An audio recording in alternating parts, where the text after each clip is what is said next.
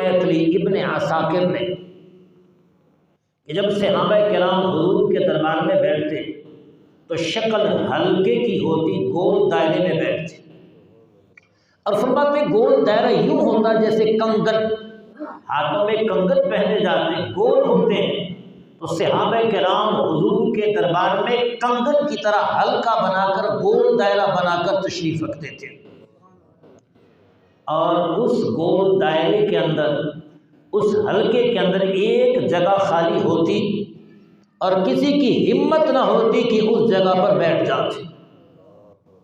وہ جگہ کس کی ہوتی؟ وہ حضرت صدیق اکبر کی جگہ ہوتی۔ پوری محفل میں کوئی بندہ اس جگہ بیٹھتا نہ تھا، کیونکہ سب کو پتا تھا کہ یہ محفل مصطفیٰ ہے، یہ بارگاہ مصطفیٰ ہے، جو مقام صدیق کا ہے وہ کسی اور کا نہیں ہو سکتا، اس لیے صدیق کی جگہ خالی رہتی۔ جب تک تشریف نہ لاتے جگہ خالی رہتی۔